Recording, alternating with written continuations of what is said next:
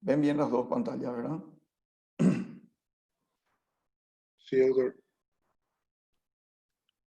Bueno, vamos a empezar por la hora porque son dos clases. Vamos a ver adolescencia y embarazo y eritroblastosis fetal o incompatibilidad RH.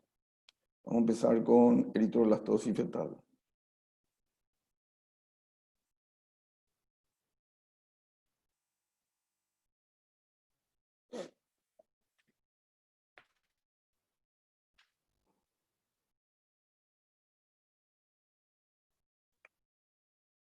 Perdón, vamos a empezar con adolescencia y embarazo. Eh, Como saben, la adolescencia y embarazo entra dentro de un capítulo especial de la obstetricia que son los embarazos de alto riesgo. Y justamente por la edad y por todo lo que implica un adolescente, que vamos a ver dónde están los riesgos que puede ser sometida esta paciente si es que se embaraza. De acuerdo a la epidemiología, tenemos el embarazo en las distintas etapas de la adolescencia y tenemos que reconocer antes que hay en la clasificación tres adolescencias: la adolescencia temprana, la adolescencia media y la adolescencia tardía, dándonos cuenta que la adolescencia temprana sería la de mayor riesgo materno-fetal. Como saben, en la obstetricia siempre tratamos de dividir en los compartimientos maternos y en el compartimiento neonatal o infantil. ¿Qué pasa? Tenemos que ver qué pasa con el hijo de la madre adolescente, que hay consecuencias de la maternidad en la adolescencia y una propuesta para su atención de la embarazada, para la atención prenatal de la embarazada adolescente, y a modo de conclusión veremos algunas cosas. Bueno, la OMS define a la adolescencia como el periodo de vida en el cual el individuo adquiere la madurez reproductiva, o sea que tiene capacidad reproductiva, transita los patrones psicológicos entre la niñez a la adultez y adquiere su independencia socioeconómica, tanto del grupo de origen, fijando sus límites entre 10 y 20 años. Entonces, la adolescencia es el periodo que va entre los 10 a 20 años y es donde la paciente o la adolescente adquiere la madurez reproductiva y transita aspectos psicológicos entre la niñez y la adultez. También ella va siendo más independiente de su grupo de origen socioeconómicamente hablando. El embarazo en la adolescente entonces sería aquel que ocurre entre los 10 y 19 años. La adolescencia es un tiempo de crecimiento y desarrollo que va adquiriendo nuevas funciones en diferentes estados biológicos, psicológicos y espiritual. Estos cambios no van ocurriendo simultáneamente, van ocurriendo por etapas. El primer evento que se produce, que entra en la definición, es justamente el logro que tiene esta en la capacidad reproductiva. O sea, empieza a ovular, por más que tenga algunos ciclos ovulatorios, ya puede quedar embarazada. La maternidad y la paternidad generalmente son funciones de la edad adulta. Entonces, un adolescente que tiene la posibilidad de quedar embarazada sin haber cumplido aún implique ser adolescente para llegar a la adultez es justamente uno de los factores de riesgo. Una definición más aproximada del embarazo en la adolescencia es la que considera aquel que ocurre dentro de los 2 años de edad ginecológica. Tenemos que entender que la edad ginecológica es desde que ocurre la menarca. La menarca es la primera menstruación. No importa si es regular o no, lo más lógico que no sea regular la paciente, pero desde que tiene la menarca empieza su edad ginecológica. Y es entonces el embarazo en adolescente aquel que transcurre dentro de los 2 años de esta edad.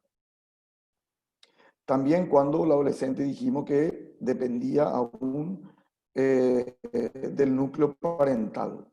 Tiene una frecuencia muy variable. Más desarrollados es menos frecuente. Acá es mucho más frecuente y en algunos países adquiere proporciones realmente elevadas. El embarazo genera cambios tan importantes en la joven que quienes la rodean empieza como un verdadero drama familiar que puede ir variando a través de la adaptación a la nueva situación, transformándose en forma ya totalmente sustancial este panorama. Desconocemos la cifra total de embarazadas en la adolescencia, dado que muchos de estos hay un subregistro, porque muchos terminan en aborto y en abortos clandestinos, lógicamente, que si no se complican, no se registran. Por ese motivo, la única manera que tenemos de medir la magnitud de este fenómeno es a través de los recién nacidos vivos. O sea, se analiza el registro de los recién nacidos vivos y de ahí se...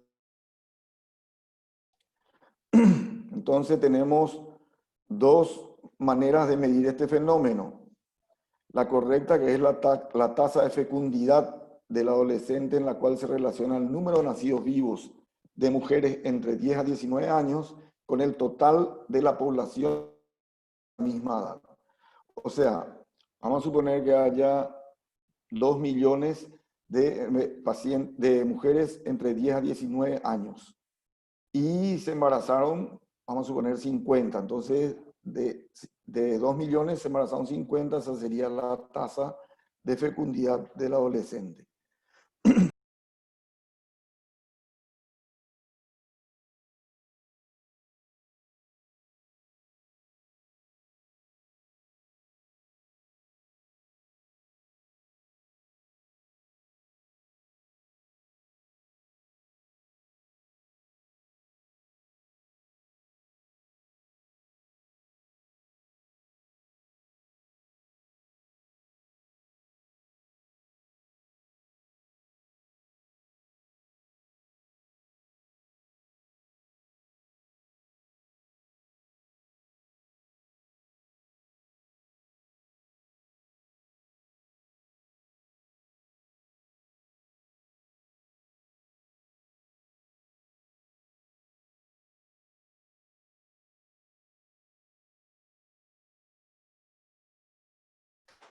Ahí me escuchan, ¿verdad?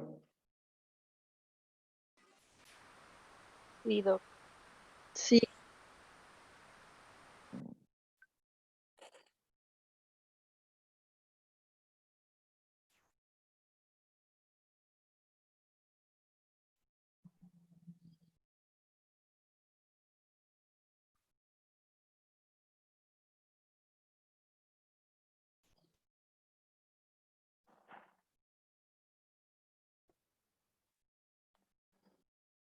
Bueno, el embarazo en las diferentes etapas de la adolescencia.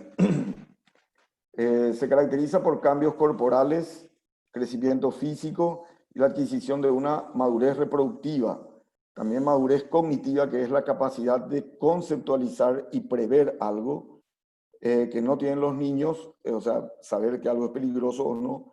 Y el desarrollo psicosocial, que es la posibilidad de tener mejor comprensión de sí misma con relación a otros.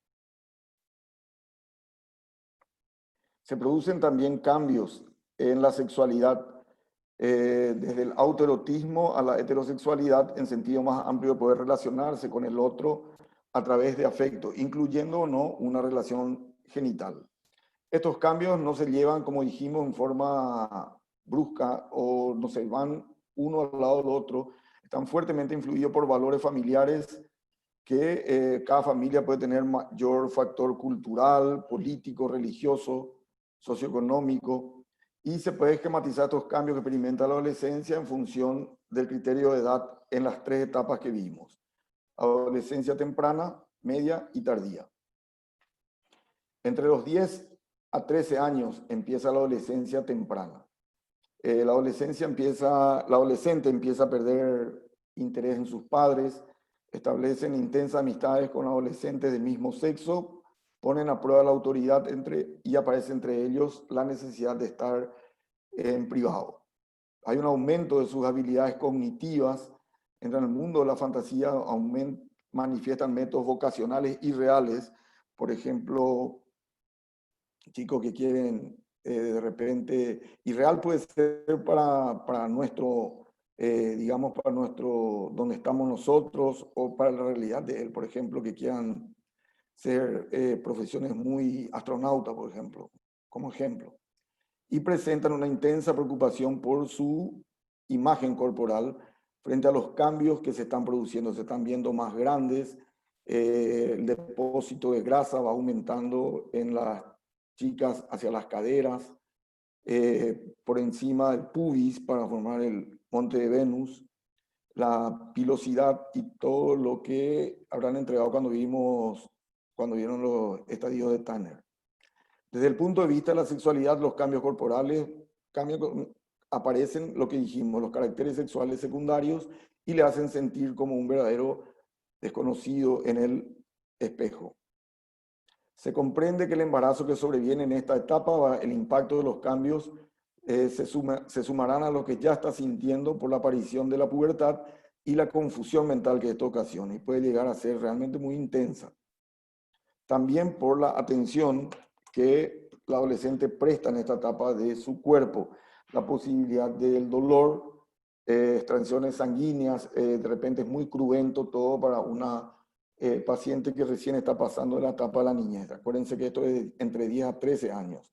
Entonces una extracción sanguínea continuada para lo prenatal, análisis, separarle de los padres o de sus tutores para, por ejemplo, un estudio ecográfico, estudio de colposcopía, para el parto mismo, en quirófano, sala de parto, cesárea, le va a producir un intenso temor. Más hoy que los pacientes o cualquiera puede acceder a una información que si es en exceso o no, o una lectura muy complicada, no apta para ella, puede tener mucho más temor. Es fundamental tener en cuenta que un adolescente no madura solamente porque se le va a empezar a sentir más miedo porque va a tener que hacerse cargo de un hijo. En la atención de estos partos es lo ideal que participe un personal profesional sensitivo o capacitado para esta labor. Inclusive ustedes saben que dentro de la ginecología hay toda una especialidad que es ginecología en la adolescente y esto debe ir acompañado por un grupo muy empático con la adolescente. No hay que olvidar la repercusión emocional que sobre el mismo equipo que le va a atender, porque es prácticamente una niña, puede haber sentimientos muy encontrados. Doc, te quiero interrumpir un rato. ¿Sí? No nos está cambiando la diapo, o sea, nos aparece en la diapositiva 9. Ah, bueno, esperen un ratito.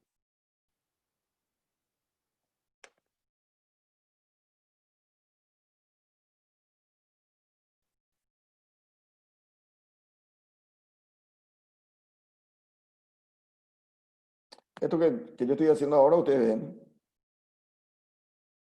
Ahora vemos la 13. El que dice en la atención de estos partos. Sí, sí. Bueno. ¿Y ahí ven bien o quieren que les ponga grande? Grande sí se puede, Doc. Vamos a ver si no cambia, porque está medio floja la... ¿Ahí qué tal? Todavía no me está apareciendo a mí.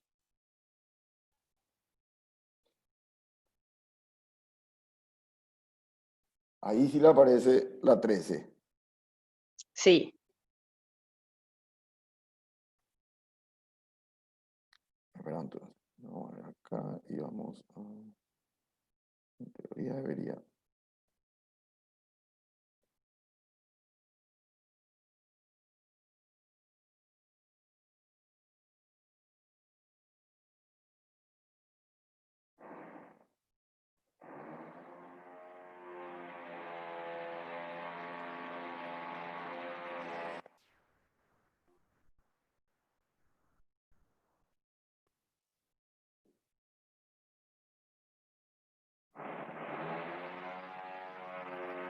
Ahí le empieza de nuevo.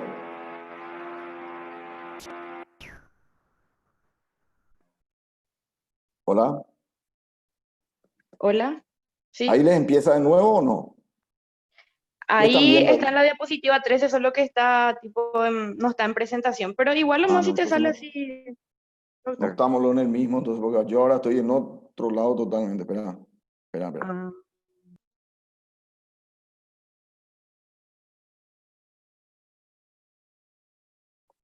Y si probas volver a compartir, tipo dejar de compartir y volver a compartir.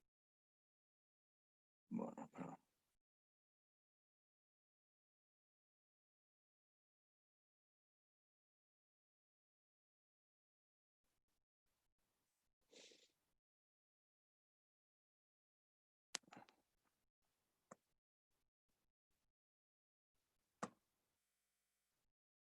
Ahí que están viendo. Ahora estamos viendo, o sea, yo estoy viendo la diapositiva 4. Sí.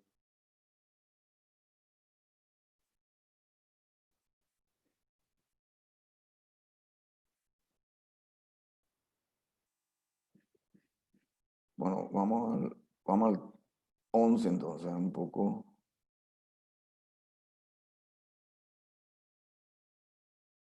Ahí están viendo adolescencia temprana. Sí. Bueno, eso fue lo que les estaba diciendo. Vamos a volver entonces. Que es de los 10 a 13 años, ¿verdad? Y que hay un aumento ya de las capacidades, habilidades cognitivas y que la paciente de repente se ve muy cambiada corporalmente por la aparición de los caracteres sexuales secundarios, que es la telarquia, la pubarquia y todo lo que la paciente empieza a verse totalmente diferente entre los 10 y 13 años. Y tenemos que comprender que no porque quede embarazada la paciente va a transformarse en una adulta, ¿verdad?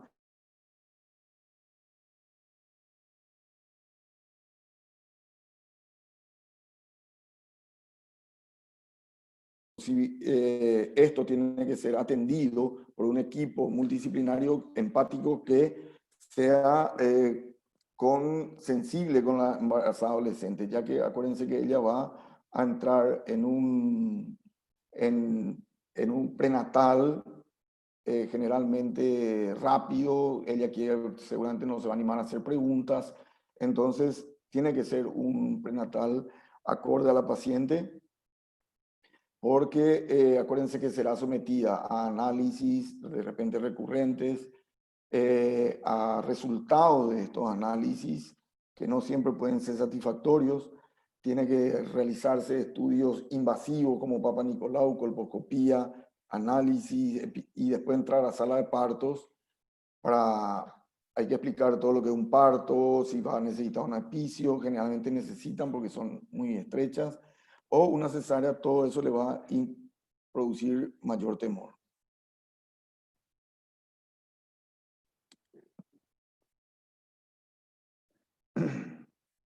Esto es lo que ya vimos. Ahora estamos en la adolescencia media, ¿verdad? A mí no me está cambiando, no sé si es mi internet ahora. Y nos puede hablar No, otro también, sí, doctor. Estamos en adolescencia temprana. Creo que al poner la opción de agrandar la pantalla es lo que no cambia. Creo que con la pantalla. bueno, vamos a tener que Ahora ver así estamos entonces. en adolescencia media.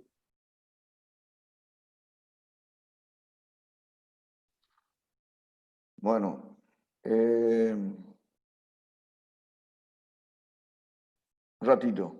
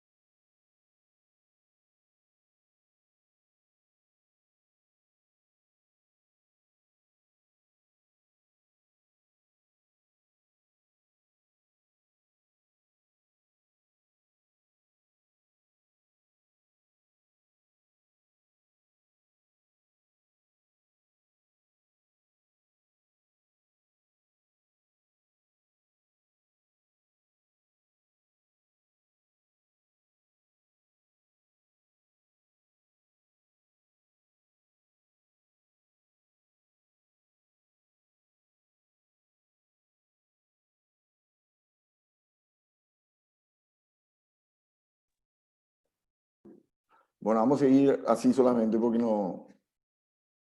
Ahí ven. Sí, doctor. Sí, adolescencia media.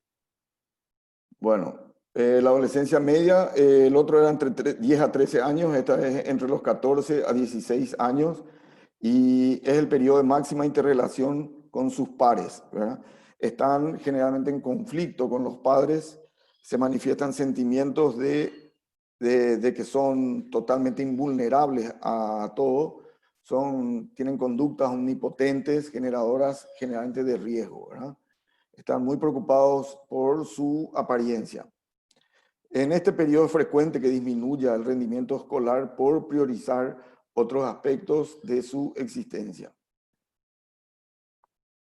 Desde la sexualidad es la etapa de máxima apertura a la heterosexualidad. Tienen ya comportamientos sexuales que tienen mucho de experimentación. Suelen ser intensas y efímeras con un fuerte componente romántico. Son monogámicos seriados, según la definición, en las que conversaciones sobre sexualidad sigue predominando el erotismo, pero ya van apareciendo algunas consideraciones filosóficas. El embarazo en esta etapa es muchas veces fruto de esos sentimientos de invulnerabilidad y experimentación. Los sorprende porque pensaron que a ellos jamás le podría haber ocurrido. Es relevante para el profesional a cargo identificar todos estos sentimientos de omnipotencia, porque si se crea un choque, automáticamente la paciente va a perder confianza y va a ser permanentemente desafiante, va a decir que no le tiene miedo a nada, no le tiene miedo al parto, pero con las primeras contracciones puede sensibilizarse y volverse prácticamente una niña. Y es por eso que el personal a cargo no tiene que eso devolver como si fuese un boomerang. Ahí está, porque decía que esto, no. Seguir con una etapa empática y tratar de darle confianza, demostrándole hasta qué momento llegó, que pudo sobrellevar el embarazo y todo eso, ¿verdad? Alentarla en vez de desalentarla. La adolescencia tardía es entre los 17 y 19 años, donde se van acercando a poco de nuevo a los padres, van teniendo otros valores y otra perspectiva. Predominan ya las relaciones interpersonales sobre las grupales, prefieren estar más a poca gente, lo que quiero decir. Desarrollan un sistema de valores propio y tienen ya vocaciones más realistas y acordes a lo que pueden, acorde a nuestro medio, etc. Aceptan ya más su imagen corporal, la identidad sexual se ha estructurado y entra en una etapa de estabilidad afectiva que favorece la búsqueda de una pareja más estable. Esto es muy importante también, que no haya un choque con la identidad. Sabemos bien que cada persona puede de repente sentirse de otra forma, no solamente de acuerdo a lo genital. El embarazo en esta etapa se va a evitar con éxito, mucho más que los otros, si hay un proyecto de vida claro. O sea, la paciente misma va a evitar. En otros casos, muchas, como dijimos, ya van entendiendo más todo lo que está ocurriendo, quedarán embarazadas porque es su meta, porque van a buscar llenar el vacío producido que tenían por carencias afectivas, van a tratar de que el hijo sea su meta como para llenar, y otras, como ustedes saben, nuestra educación y todo eso, porque simplemente es el destino de una mujer. Estamos diciendo como crítica. Aspectos, esto nosotros tenemos que manejar para saber qué aconsejar o qué, no aconsejar, sino exponerle a la paciente. El embarazo en estas pacientes, recuerden que puede ser, de acuerdo a cada sector, puede ser un problema o no. Por ejemplo, ustedes saben que una paciente en sectores marginales puede ser como que viven hacinados y todo eso para los padres, puede ser como que la paciente, como que el adolescente va entonces dejar ese lugar, o sea, viene a ser más o menos como una independencia, como un alivio. y en los estratos más pudientes puede considerarse una catástrofe. Tiene importancia para comprender mejor el significado de la maternidad para un adolescente, lo que permitirá, por un lado, tomar medidas preventivas y, por otro lado, encarar un sistema sanitario más acorde a su realidad. Ese es el principio de equidad en salud, entendiendo que equidad no es igual a igualdad. Igualdad es que yo, por ejemplo, a dos personas, sin fijarme, yo le dé dos armas. Y a lo mejor, si miro bien, una persona necesitaba dos y la otra solo una. Eso sería equitativo a lo que uno merece. Acá está lo que dijimos: en el sector rural tradicional la adolescencia casi no existe. Prácticamente se le empieza a dar tareas, responsabilidades familiares y laborales ya en edades mucho más tempranas. El embarazo se da con frecuencia antes de los 18 y conduce a uniones tempranas y es un evento prácticamente normal, no problemático. Lógico que todo esto tienen sus excepciones, ¿verdad? En el sector urbano, marginal, urbano pero marginal, en contextos familiares, las implicancias para esta embarazada son múltiples, derivadas en abortos o en condiciones insalubres o con un prenatal insuficiente. El sector urbano popular medio o medio bajo las aspiraciones es que los hijos completen toda la escuela secundaria y pospongan su embarazo o la unión hasta después de los 20 años. Puede ser el evento en estos sectores un evento inesperado que corta las aspiraciones de un evento social, utilizándole prácticamente al adolescente como para un ascenso en el estrato social. En el sector medio y medio alto, las familias aspiran a que sus hijos terminen la universidad, ya no es ya la secundaria, lo que prolonga una dependencia económica de estos hasta bien avanzada la tercera década de la vida. Tienen acceso a una educación, a prevención del embarazo, con lo cual, si esto ocurre, tiene un significado de accidente, como está entre comillas. Muchos de estos embarazos terminan en abortos inducidos o en uniones tempranas que no siempre son satisfactorias para ambos, a costa de prolongar la dependencia de su familia y posponer proyectos personales. Cuestiones como el género, el significado de embarazo, según los diferentes sectores sociales, la escasez o no de opciones de vida, entre otros, tienen mucha importancia. Por eso, siempre tienen que insistir en la prevención del embarazo y no logramos eso solamente con una educación sexual o provisión de anticonceptivos. O sea, no siempre porque yo le haga dominar a alguien cómo evitar el embarazo, no solamente tengo que comprender su medio, tengo que comprender su estrato, todo para, no porque tengamos todas las armas, nosotros las utilizamos generalmente, ni cuando adultos. Desde lo individual, ahora la adolescente para ella misma puede tener varios significados. Uno de ellos, comprobar que es fértil, porque todas las pacientes generalmente tienen una fantasía de esterilidad. El hijo como algo propio, como algo por fin suyo, que en adolescentes generalmente con carencias afectivas desde su niñez temprana.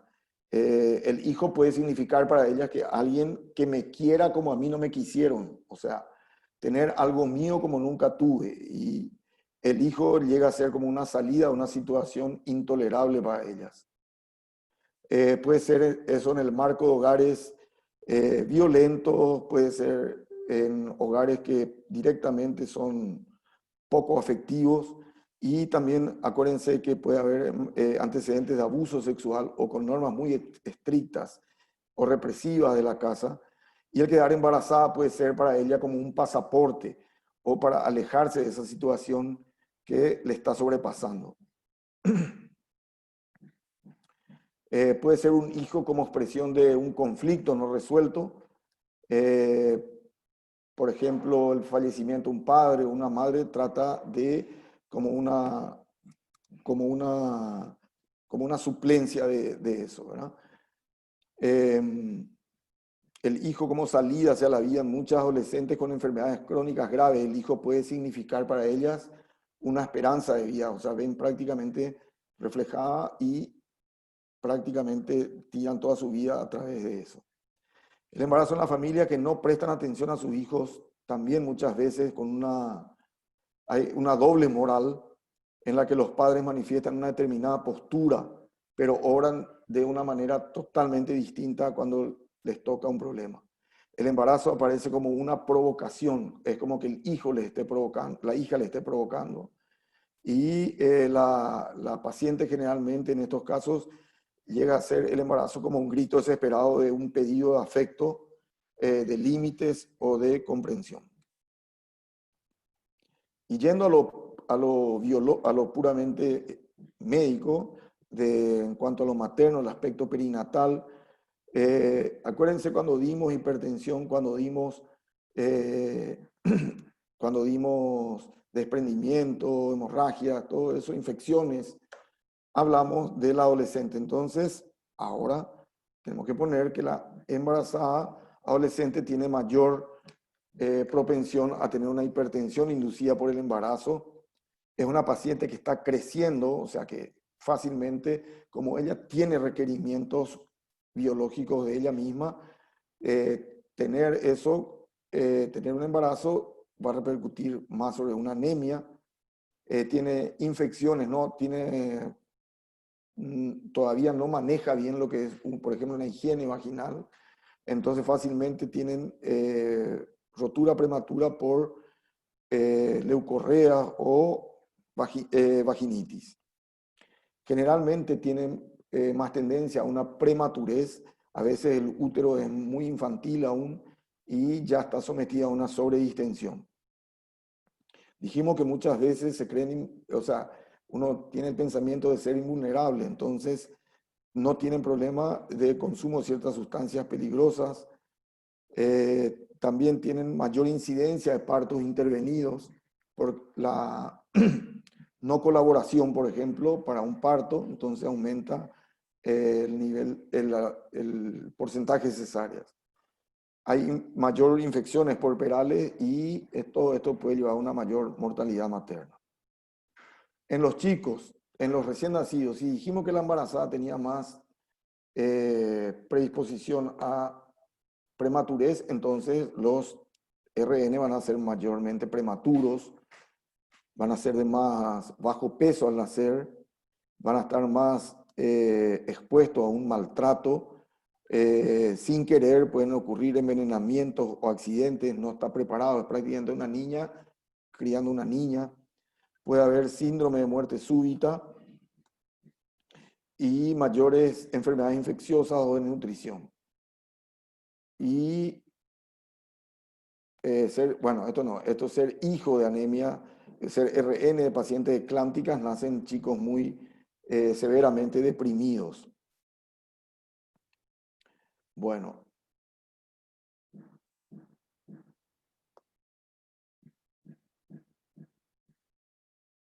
Las complicaciones del embarazo en general se presentan cuando se presentan, tienen prácticamente una evolución igual a la que ocurre en mujeres de mayor edad y va a depender del estado general del adolescente, sus antecedentes y las otras circunstancias concurrentes, como por ejemplo el prenatal y confianza al personal que le va a atender, etc. En todo lo que se estudió, el control prenatal es el factor más importante, pero no solamente un control prenatal rígido, sino un control prenatal especializado y empático acorde a la edad de la paciente.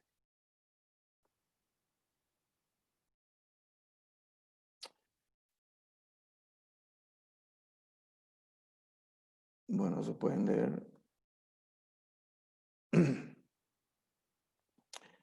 Los resultados perinatales de la madre adolescente son muy variados y la edad de por sí sola no es su condicionante, porque pueden ser de repente chicas de 16 o 17 años que todo lo que les rodea, por ejemplo, una casa, unos padres afectivos, se lleva bien en el colegio, no cumple tareas de adulta, y le tocó un prenatal acorde, entonces a veces no llevan ninguna complicación, no solamente está dado por la edad, sino por todos los condicionantes que antes dijimos. Esto es repetido.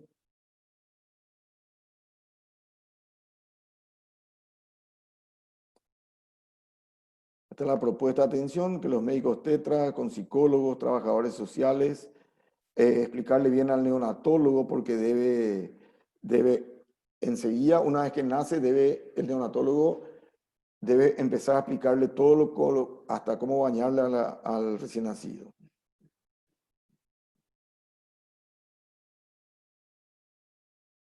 En muchos de nuestros hospitales ya hay un grupo de adolescentes y embarazos donde se le da charlas generalmente para enfrentarse a esto nuevo que es para ellos.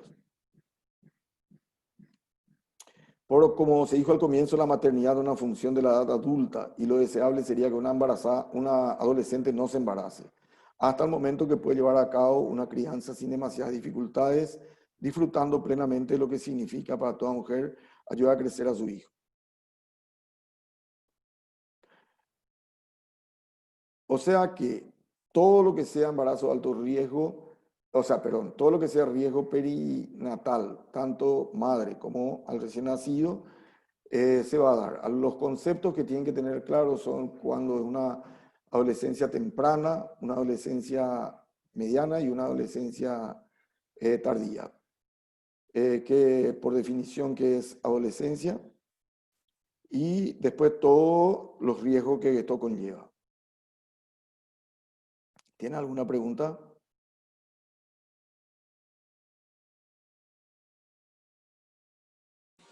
No. ¿Está bien? Súper, doctor. Ok.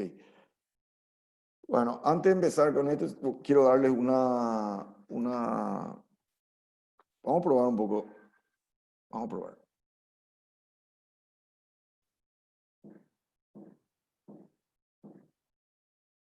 ¿Ahí ven completa? Sí, doctor. Sí, doctor. Avísenme si de repente para, ¿sí? Sé lo que voy a hacer. Espera. Vamos acá. Vamos.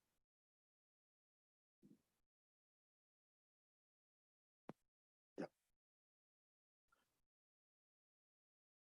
Bueno, vamos a ver lo que es el hidrofetalis. Se está refiriendo ya al recién nacido o al feto. ¿Qué le está diciendo ahí? Que hidrops es agua. Entonces, ahí lo primero que pueden pensar es que en un feto edematizado. De acuerdo a los nombres, puede referirse ahí al hidrofetalis, como les dije, a eritroblastosis fetal, que ahí le está hablando de que el feto tiene formas jóvenes de eritrocitos. Ustedes saben que blastos son los eritrocitos jóvenes, que no tienen la misma capacidad de transporte de hemoglobina, ni por lo tanto no del oxígeno. Otro título que pueden encontrar es isoinmunización, RH, o aloinmunización, también RH, que isoinmunización es cuando somos de la misma especie, pero algún factor nos hace variar y nos hace inmune. Después le voy a explicar. Y la incompatibilidad RH es un título que le está diciendo que obviamente entre estos RH va a haber una incompatibilidad. ¿Dónde se presenta esto? Se presenta en las madres RH negativo. Entonces, la primera cosa que tienen que tener en cuenta es una madre RH negativo y el padre RH positivo, o sea, el padre RH positivo. Entonces, para que entiendan rápidamente y después pasamos. Capten ustedes que esto les el RH, el ser RH positivo o el ser RH negativo quiere decir que nosotros todas las membranas de los glóbulos rojos tienen una proteína que nos da el grupo de sangre. Puede ser 0A, AB, B. Y otra proteína que si tenemos nos llamamos RH positivo y las que no tienen son RH negativos. Entonces, ¿qué pasa si la sangre RH positiva se mezcla con una RH negativo? Va a empezar la madre que es RH negativa, va a producir ante este antígeno que le está llegando, va a producir anticuerpos. Entonces, esos anticuerpos, como son del tipo y como son las inmunoglobulinas que pasan a través de la membrana placentaria, va a pasar a través de la membrana placentaria al feto y va a empezar a destruir sus glóbulos rojos. Entonces tenemos la condición, madre RH negativo, hijo, feto RH positivo. Por cualquier circunstancia, como muchas patologías ya vimos que hay mezcla de sangre fetal en los desprendimientos, en amenaza de aborto, en lo que sea, hay pasaje de sangre fetal hacia la madre. Entonces ahí puede producir la madre anticuerpos y destruir los glóbulos rojos.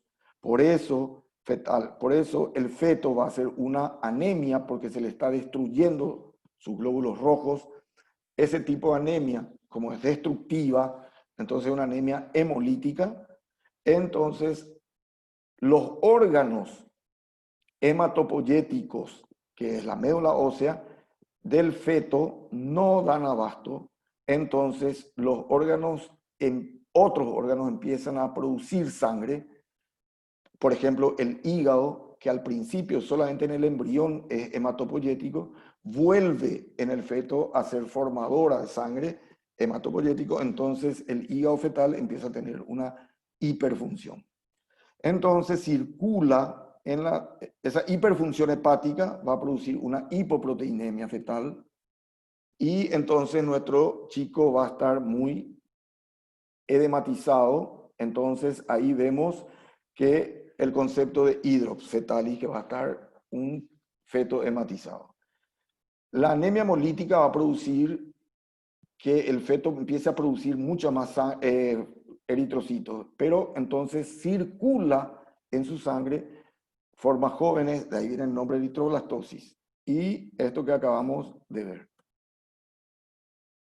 Como ustedes se dan cuenta, ya hace muchísimo tiempo Hipócrates ya empezó a describir los fetos hematizados. Lógicamente ahí no se sabía nada de grupos sanguíneos ni nada, obviamente.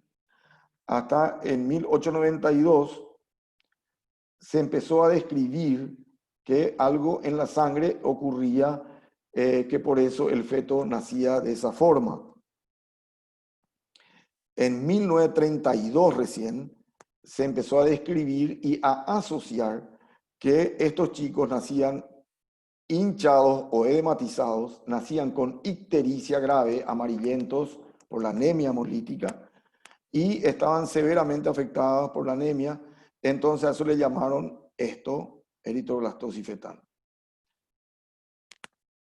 En 1939, Levin, publicó que había una sensibilidad materna a un antígeno fetal. Se conocían la reacción antígeno-anticuerpo, pero recién en 1940, un año después, Landsteiner empieza con el Macaco Rhesus a hacernos saber que existe un factor Rhesus o factor RH.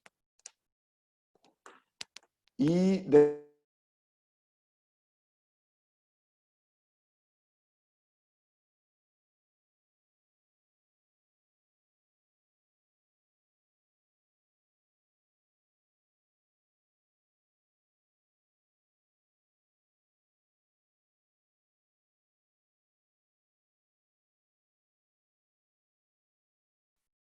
que eso siga propagándose. Entonces, ahí nos damos cuenta que cada vez Si no se aplica a la paciente esta inmunoglobulina anti-D, cada embarazo va a ser como que a un alérgico al polen, ustedes le hagan oler cada vez más polen. Entonces, cada embarazo, si es RH positivo, el chico va a producir mayor sensibilidad. Hay una gran división en pediatría que ya es también, ellos le llaman hidrofetal o del recién nacido no inmune y la inmune. Esta, la del factor RH, es un hidrofetal inmune. Las no inmunes son generalmente recién nacidos con cardiopatías o hay muchísimas causas de hidropesía fetal no inmune. Nosotros vamos a ver esta.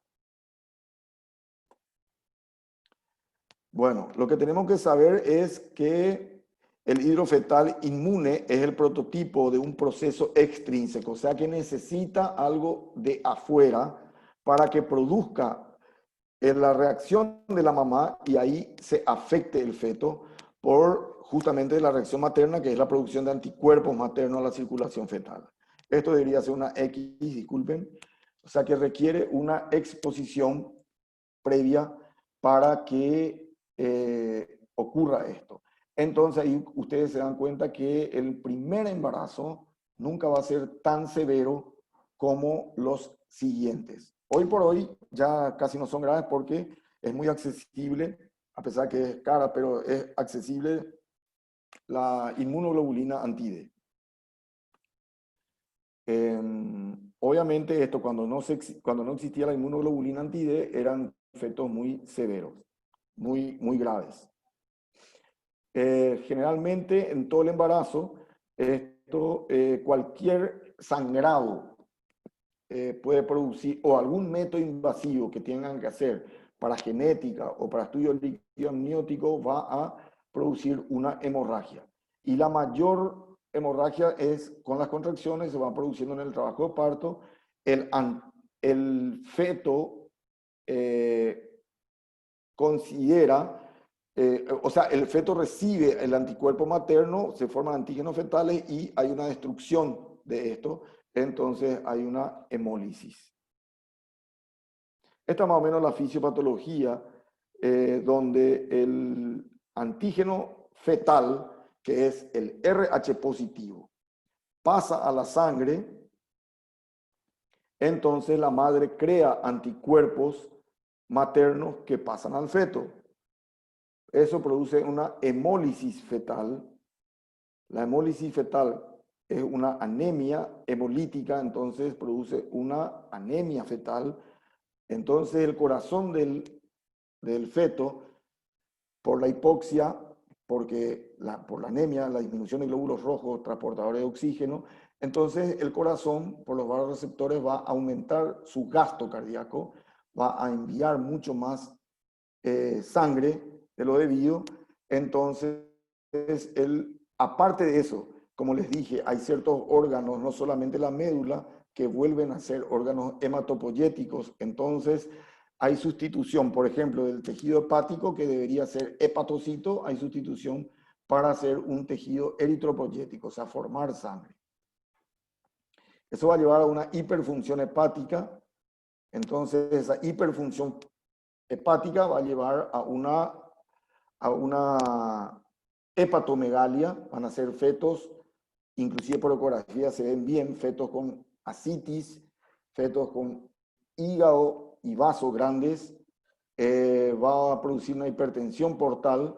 Esa sustitución del tejido hepático va a producir más hipoproteinemia en el feto y vamos a tener un feto con hidrops. ¿Qué es el feto con hidrops? El feto con hidrops es un feto con líquido o edema en todos los compartimientos.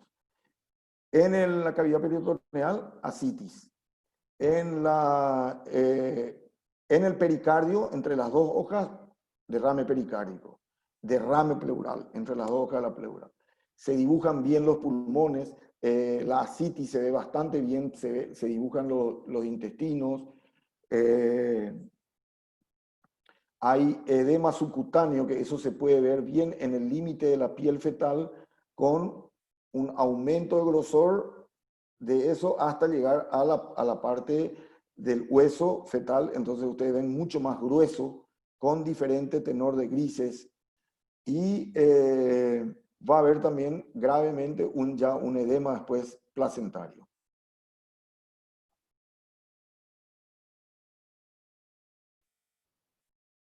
¿Qué es lo que nosotros tenemos que hacer en el prenatal? Nos llega una paciente con RH negativo. Entonces lo primero que nosotros tenemos que hacer es conocer el RH de su pareja, ¿verdad? Porque si es RH negativo, ya directamente, o sea, no hay problema. Si es RH positivo, entonces se hace en la madre el test de Coombs, piden así, porque es test de Coombs indirecto. El test de Coombs indirecto porque es a la madre, no al feto. El test de Coombs indirecto les va a medir si es positivo o negativo. Si es positivo, ustedes pueden pedir al laboratorio la cuantificación de ese positivo. O sea, se cuantifica, el Coombs se cuantifica igual que el VRL. Por ejemplo, 1 en 1, 1 en 2, 1 en 4, 1 en 8, 1 en 16, 1 en 32 y así sucesivamente. Obviamente, si se quedan 1 en 2 o 1 en 1 hasta 1 en 8, no hay generalmente ningún grado de severidad para el feto. El test de Coombs indirecto entonces nos va a dar el grado de sensibilización. Si le sale 1 en 32 es muy severa la sensibilización. Hay que tratar de valorar la anemia fetal que después vamos a ver. La anemia fetal solamente podemos evaluar por un test que también nos va a marcar, que se llama, quiero que anoten porque no está acá, se llama el test de Clay-Howard, que puede ser que les muestre después en otra diapositiva, el test de Clay-Howard con K. Y en una forma indirecta, recuerden esto recuerden, se llama el test de Liley o espectrofotometría líquido amniótico o curva de Liley también. ¿Por qué? Porque se hace en un papel milimetrado y se mide, se hace una aspiración, atiendan, una aspiración de líquido amniótico. El líquido amniótico se lleva a un espectrofotómetro. Ese espectrofotómetro les va a medir la densidad óptica, como miden la densidad óptica de como si fuese un arco iris, les va a medir la densidad óptica de ¿qué?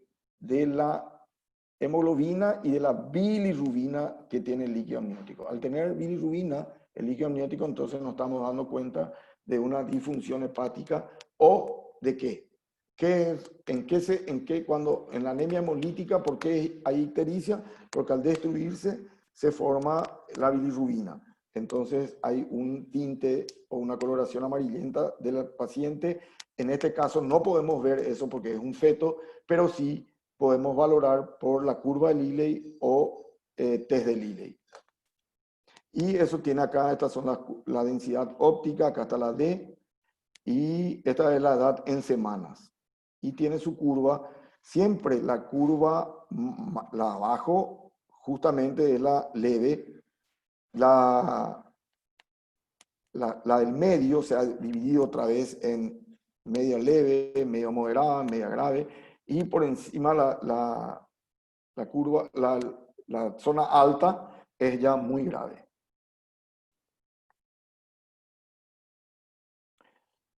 Esta es otra forma de, lógicamente, tenemos que tener en cuenta que una cordocentesis es un procedimiento invasivo donde tenemos que evaluar muchas cosas antes de realizar. Primero de todo, ¿qué es lo que nosotros podemos analizar con esa sangre fetal? Porque si nosotros obtenemos sangre fetal, tenemos que acabar los diagnósticos. Tenemos que tratar de hacer hasta esto que no hacemos nosotros en Paraguay, obviamente, pero sí se pueden ver esto, se puede hacer, se puede buscar un TORCH que sea la causa de un síndrome de hidrofetal no inmune, ¿verdad? Y hasta una gasometría del feto. También, obviamente, se puede hacer un hemograma, todo lo que quieran, ahí van a evaluar la anemia fetal. También tenemos que evaluar si nuestro método va a ser o no fácil. Cuando hay una placenta anterior, es más fácil porque la aguja bajo pantalla ecográfica se puede atravesar la placenta y llegar hasta donde más se puede, hasta el cordón umbilical. Sin embargo, imagínense que la placenta esté acá. Ustedes van a tener todo el feto acá. Entonces, para llegar, muchas veces se hace, y nosotros tuvimos la experiencia en la Cruz Roja de hacer una parálisis momentánea fetal, donde está todo está dosificado, se hace una pequeña dosis de curare, entonces el feto queda para un ratito, entonces ustedes pueden atravesar hacia donde quieren y llegar al cordón umbilical. Lo ideal es agarrar una zona de cordón que esté ya fija cerca de la inserción placentaria y es más difícil una zona libre, como por ejemplo esta zona, porque se mueve el cordón. Otra de las cosas que tienen que tener en cuenta es el control posterior a esto, porque ustedes, una vez que sacan la aguja, eso ustedes van a ver cómo sale permanentemente con los ecógrafos actuales, se ve que hay un chorrito y están hasta que eso pare prácticamente, porque coagula después ese orificio. Y lo más importante de esta corocentesis es que ustedes tienen que hacer, se tiene que hacer en un momento donde ustedes ya tienen muchísimo diagnóstico y recopilaron datos de que este feto está dañado. Entonces, ustedes van a hacer un método cruento con intenciones no solamente diagnósticas, sino también como tratamiento. Y a eso se le llama una transfusión intrauterina. La transfusión intrauterina hay de dos tipos. La transfusión intrauterina, antes se utilizaba la transfusión intraperitoneal. ¿Qué era la transfusión intraperitoneal? Con esta aguja se iba al peritoneo, a la cavidad peritoneal del feto y se mandaba sangre. Después de decir qué sangre es, se mandaba sangre porque el endotelio, porque el mesotelio del peritoneo tiene capacidad absortiva. Entonces eso iba absorbiendo. Lógicamente, si era un feto muy dañado, la absorción mesotelial del peritoneo era inferior, entonces había que administrarse mucha más sangre que lo que necesitaba. Cuando la transfusión, cuando se hizo la corocentesis, se pudo hacer lo que se llama la TIV, que es la transfusión intravenosa, porque tiene que ser en la vena placentaria, porque al introducir en la vena placentaria es que se le va al feto, porque si introducimos en las arterias, va hacia la placenta. Lógicamente ahí no hay mucho problema porque se ve a la ecografía, es un caño mucho más grande la vena que las dos arterias chiquititas periféricas que tienen a los costados. No se mareen porque esto no se pregunta, yo le estoy contando nomás. Entonces, una vez que como método diagnóstico realizamos la corocentesis, hacemos todo lo que se puede en la analítica y también en el tratamiento de esto. Si ustedes piensan qué sangre es la que nosotros le tenemos que mandar al feto, ¿qué tipo de sangre va a ser? No va a ser, atiendan bien, va a ser el grupo de la madre, el grupo IRH de la madre, pero no de la madre, porque la madre ya tiene los anticuerpos. Entonces tiene que ser de otra paciente y sangre irradiada para que no produzca mucha reacción también, porque en un momento dado otra vez se vuelven a enfrentar. Pero ustedes acá están enviando para que esto aproveche y también lo van a hacer esto con intenciones de hacer 15 transfusiones. Se hacen transfusiones como para que el feto se compense y después ocurra la terminación del embarazo, ¿verdad? Bueno, el arma clave para este embarazo es la ecografía. Por medio de la ecografía nosotros vamos a tener cómo está ese bebé, morfológica, la ecografía morfológica, porque si nosotros tenemos un feto severamente dañado y encima con una crosomopatía, por ejemplo, un síndrome que al nacer no esté capacitado para la vida o en un anencefálico. Entonces, no se insiste mucho en los métodos diagnósticos, ¿verdad? La etiología nos va a decir, porque puede encontrar, por ejemplo, una malformación cardíaca, y nosotros estábamos viendo un feto hidrópico sin tener los RH, pero ya nos dice que una malformación cardíaca, entonces generalmente va a ser un hidrops no inmune. La ecografía nos va a mostrar exactamente que hay un edema generalizado, hay una acumulación de líquido en más de 2 cavidades, como le dije, pleural, inclusive aumento líquido cefalorraquídeo, hay edema subcutáneo, ascitis, pleural, pericárdico. De acuerdo a cuanto más cavidades estén invadidas, mayor va a ser el grado de severidad. Entonces la ecografía también nos va a dar el grado de severidad.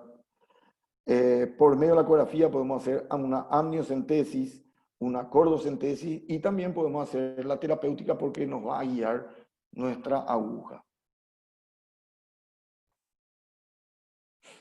¿Cuáles son los signos ecográficos que más nos van a referir y nos van a hablar de una gravedad?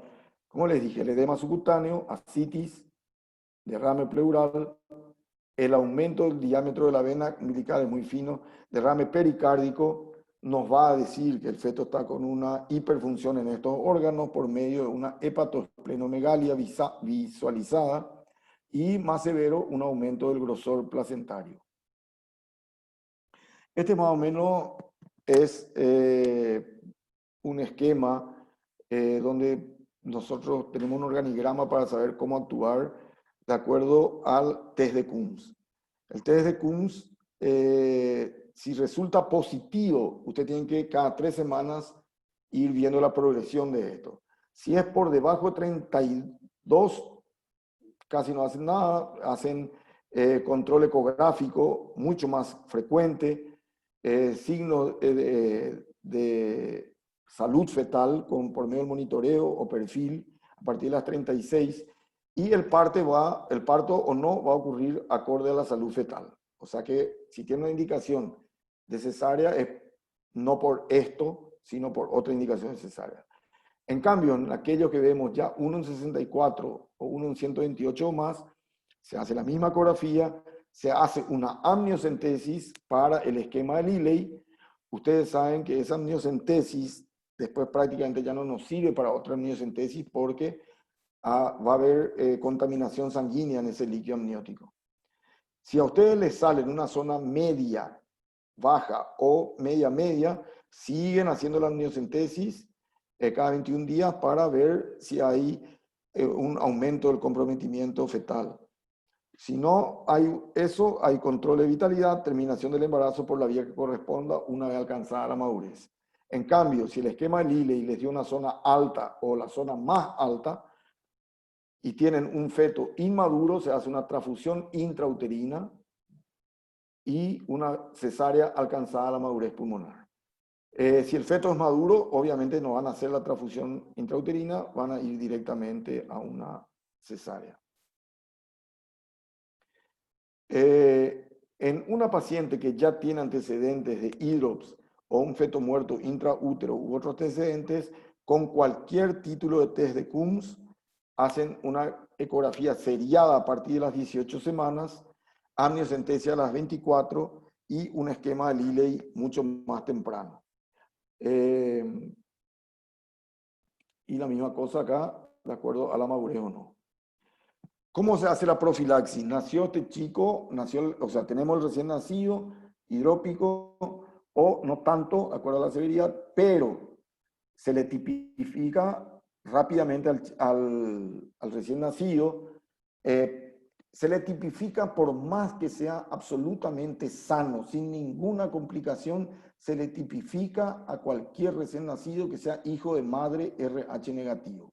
Si es RH negativo, la madre, se le tipifica al feto. ¿Qué pasa? Al recién nacido. Si el recién nacido sale RH negativo, termina. Si el recién nacido sale RH positivo, se hace la inmunoglobulina anti-D, que es la que dijimos que produce un bloqueo antigénico, o sea, para que eso no continúe unos días después del parto, o sea, más o menos para que empiece de cero otra vez el próximo embarazo, bloquea 300 micras por gramo en inmunoglobulina anti-D, bloquea antigénico por inhibición competitiva. O sea, compiten y se inhibe. ¿Qué pasa? Vamos a poner alguna situación especial. Una madre RH negativo que tiene un aborto y ustedes lo único que consiguen después de alegrar son restos, tejido embrionario. Como no pueden tipificar eso, entonces a la madre RH negativo se le hace lo mismo. A veces se le hace, si es muy chico el embarazo, muy joven, se le hace media ampolla, 150, pero no hay problema hacerle a toda madre RH negativa que presenta un aborto, se le hace la inmunoglobulina anti-D. Se puede hacer una ampolla sin problema. Otra situación especial. Ustedes necesitan saber, o sea, una ecografía les sale con algunos signos de una alteración genética o una cromosomopatía o lo que sea. Y ustedes necesitan hacer una punción del líquido amniótico para tener el líquido amniótico y hacer los estudios genéticos o de cariotipo fetal. Entonces, al hacer esa punción de líquido amniótico, o sea, al realizar un procedimiento invasivo, deben realizarle ya a la madre deben realizarle una ampolla de esta inmunoglobulina anti-D. Otra situación especial, una paciente RH negativo que presenta un conato aborto. El conato aborto es el sangrado con dolor sin cambios cervicales. Pero ustedes saben que hay sangrado. Al haber sangrado, ya se mezcló la sangre fetal o embrionaria inclusive con la de la madre, entonces también, ante todo sangrado menstrual, perdón, ante todo sangrado del embarazo, ya sea hemorragia del primer trimestre o hemorragia del segundo trimestre, se realiza la inmunoglobulina.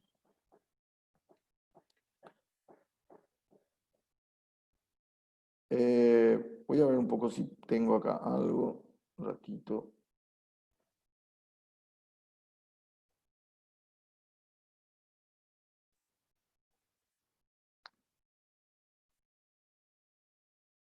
¿Este están viendo?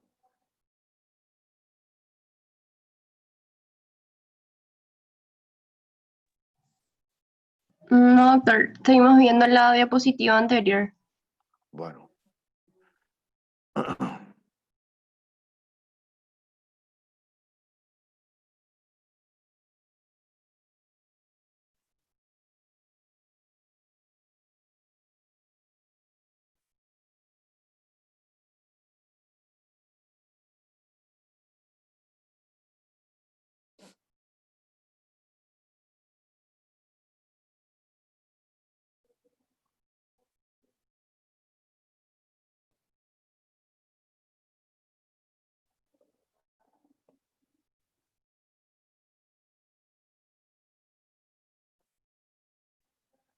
Ahí tampoco.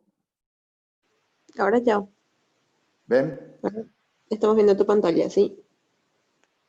Sistema RH grupo sanguíneo, ¿ven? Sí, doctor. Voy a probar un poco si agrando. No, dejo nomás ahí.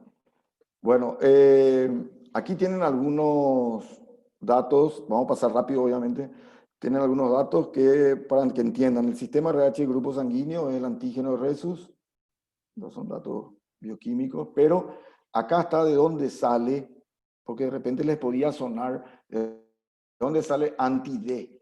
Bueno, como la mayoría de los antígenos, el 90 y algo por ciento de los antígenos de este grupo RH es D, no necesita del sistema C ni el E. Entonces la inmunoglobulina D ya es capaz de desencadenar ese bloqueo que produce acá, esto. Hay un antígeno DCE y de acá sale la palabra inmunoglobulina anti-D, ¿entienden? Acá está el eritrocito, donde el grupo RH es otra proteína, en cambio el otro ven que no tiene esa inmunoglobulina.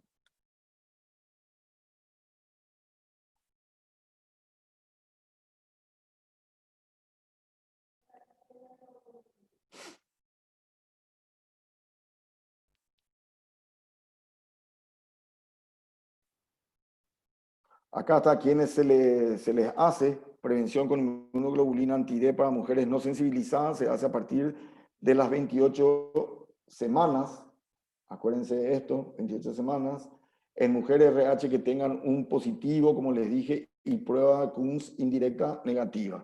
Quiere decir que lo mismo no produjo anticuerpos, pero no se produjo la reacción antígeno-anticuerpo, pero para el próximo embarazo sí tienen que cuidarla. O mujeres con un RH, con un RN positivo y con prueba negativa. Y lo ideal, porque esto puede ser famoso, una pregunta de examen, o no solamente de parcial, sino de examen final, le pregunta hasta qué tiempo es ideal realizarle a la madre esa inyección intramuscular de la inmunoglobulina anti-D. Lo ideal es hasta las 72 horas. Pero ustedes pueden olvidarse o puede irse alta en un cambio de guardia. No importa, la paciente viene para su control, no importa si la hacen a los 15, a los 21 días. O sea, tienen que tratar de hacer antes del mes, pero lo ideal es las primeras 72 horas. Acá está otra que tienen una amenaza de aborto o un aborto.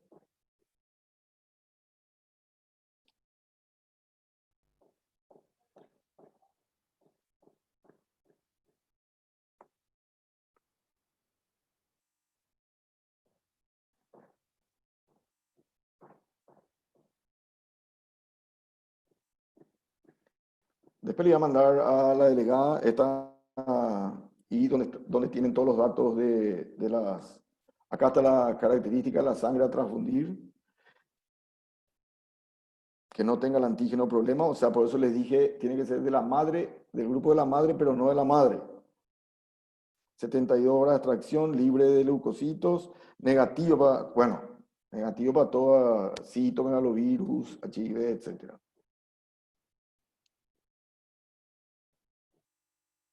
Bueno, ¿tienen alguna pregunta? Esta es la luminoterapia, porque generalmente son ictéricos, y si la luminoterapia no llega, o fototerapia no llega a ser suficiente, se hace una exsanguinotransfusión, que es, se le saca toda la sangre del recién nacido y mientras se le va transfundiendo, se le saca todo por la arteria umbilical y se le mete por la vena umbilical.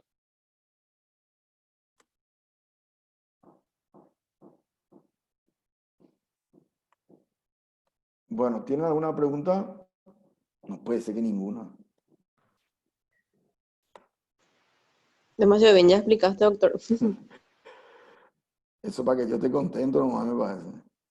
Bueno, yo le voy a pasar a Ada o a Edgar, le paso esas dos clases que son que ya vi, están en SlideShare y son muy interesantes, ¿sí? Doctor, Sí, yo tengo una pregunta. El Kernicterus se asociaba también a esto, ¿verdad? es la forma más severa. Y todo esto que nosotros hacemos es para impedir eso, ¿verdad? El cartílago de la forma ya es cuando la bilirrubina es tan alta en el recién nacido que impregna al sistema nervioso central. Sí, hay convulsiones severas. Claro, lo que pasa es que yo más me centro en el embarazo hasta que nace, ¿verdad? Y el kernicterus sí, es una complicación que nosotros desde todo el embarazo estamos tratando de evitar, pero sí es una complicación un poquito más tardía ya después del nacimiento. Entonces, es más de pediatría pero sí, perfecta es relacionado a esto. Ya, y no es muy frecuente, ¿no, verdad?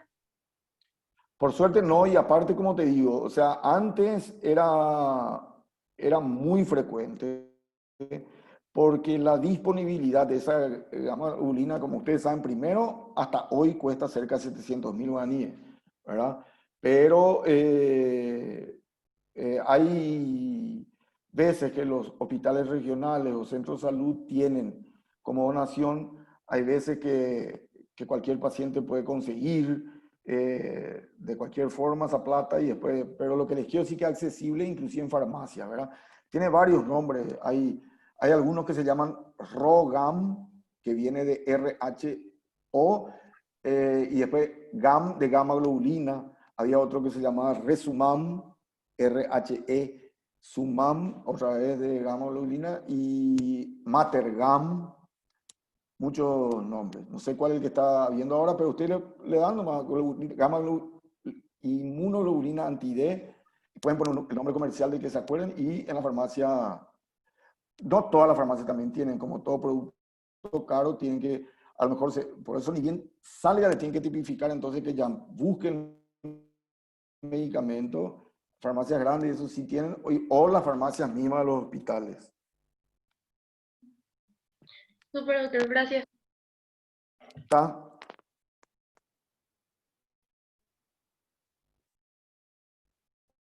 ¿Cuándo el parcial de ustedes?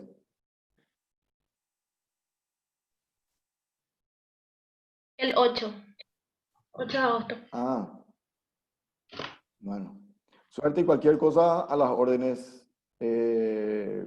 La delegada y mi grupo que salió tiene mi WhatsApp, cualquier cosa. Gracias, doctor. Hasta luego. Chao, chao.